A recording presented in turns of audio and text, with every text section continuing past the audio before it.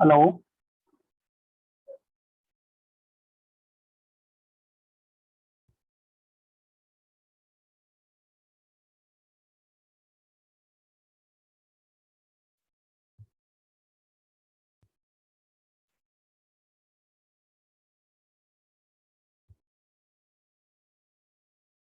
Hello.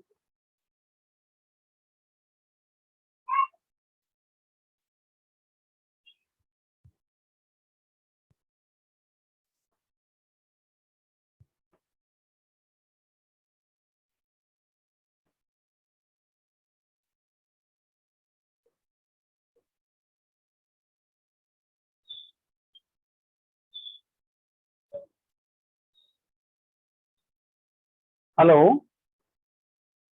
So what we were discussing. So whenever any charged particle or whenever any particle move in straight or circular path, so there is centripetal force acting upon it. Whenever the charged particles are at distance or some distance, so there is attraction force between them. So when this electron, so when the electron, so let's say this is proton and neutron. Mr. Yes, I have a question. yeah, you can ask. It is on the Bohr model, and on the Bohr model, it says that the electron are moving around the orbit. Yes, Mr. Yeah, And at that time, the electron, does it absorbs energy or does it release energy? yeah. Whenever any charged particle is in the motion, it moves.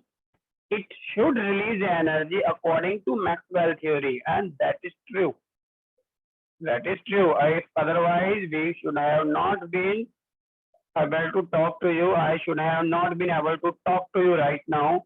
I am from India. You are from Ethiopia. So that would have not been possible if there were no electromagnetic waves. So these all are true. Okay, Okay. now I come to my point.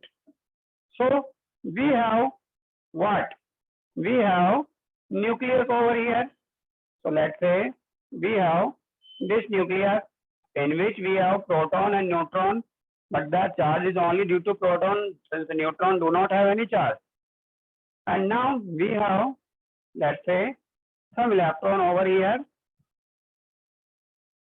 So why?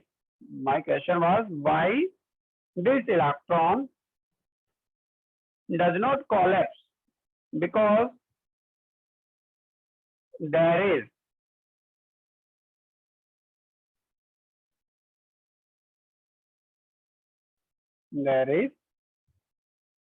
two type of force. There is Coulombic force, F Coulombic should be equal to F centripetal. The same thing we can say. And everyone know that there is a gravity between two charged particles. So if any particle. So let's say this is sun and this is earth. So earth is attracted towards sun due to gravitation force.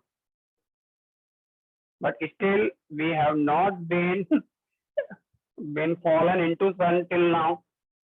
So we are in the earth. Earth is revolving around the sun, which is massive particle or massive body, but still we are not fallen into the earth till now. Why? Because there is attraction force, and when the earth is in the circular path or the electron is in circular path, so there is a centripetal force.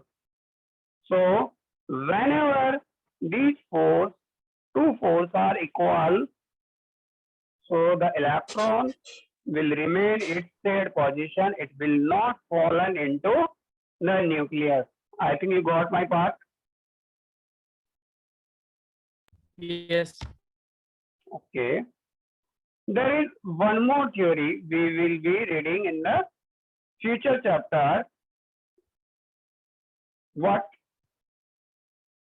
have you heard about the number of orbit in any atom? So let's say I have hydrogen atom. So for the hydrogen atom, we have one orbit in which the electron is here. Then again we have helium atom.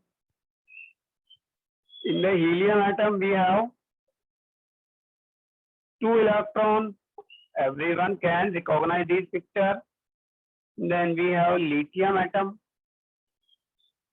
In the lithium atom, we have 3 electrons, out of which 2 electrons are in this path or this orbit, and the third electron is here.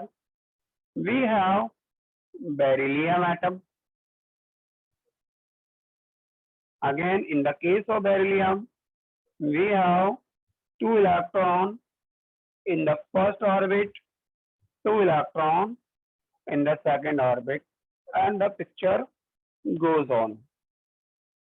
My answer is that how many orbits are there in the hydrogen atom? 2. I couldn't hear you. Can you pardon? How many orbits are there in 1. hydrogen atom? 1. Okay.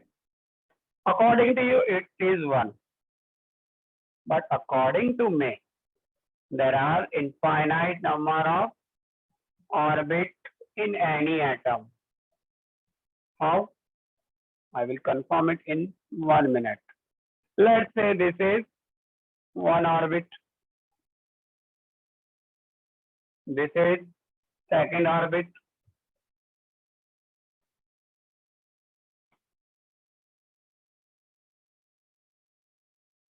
This is third orbit.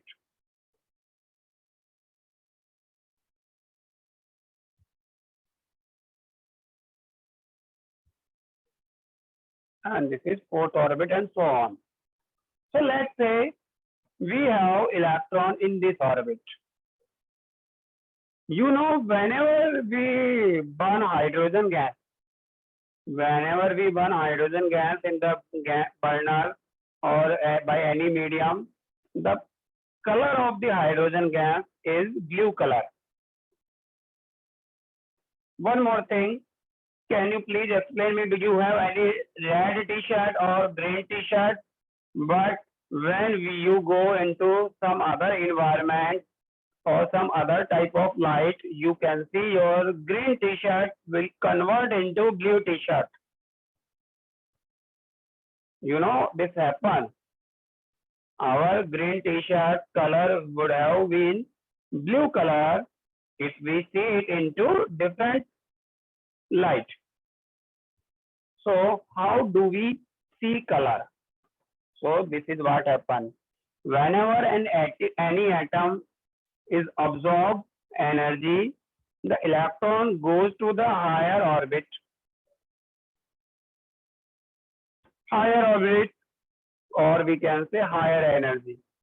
But no atom is stable at higher energy or higher energy level. So now what they do? The electron come back to the original orbit.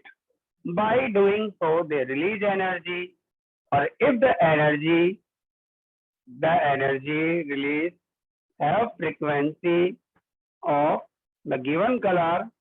For example, if it have color frequency or color range of red, then we will say it will be red. So when we use hydrogen gas and burn it, so the color of hydrogen gas comes out to be blue. Why? Because the electron move from one orbit to another orbit, and then it bounce back to the original orbit by releasing energy. So there have to be infinite number of orbits. Let's say the electron move to the infinite or the last orbit. So the last orbit, the infinite orbit is called our what? Out of the atom. So we can say when we give it so much amount of energy, the hydrogen will become H positive and the electron will be removed. And that energy is called ionization energy. What is ionization energy? It is the energy required to remove an electron.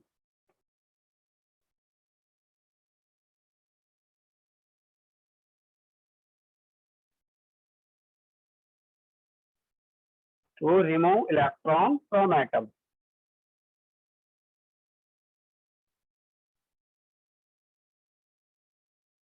We can simply say whenever any atom is converted into ion, the positive ion. So there have to be n number of electrons should have been removed it, and the energy required in this position is called ionization energy. Got it? Okay, now that's all for the today. You have to remember it, and tomorrow we will be having some questions on this particle point. Got it? Yes. Okay, bye. Take care, Yes. everyone. Bye. Yeah. Bye. Take care. Bye. Bye. Bye. Thank you so much.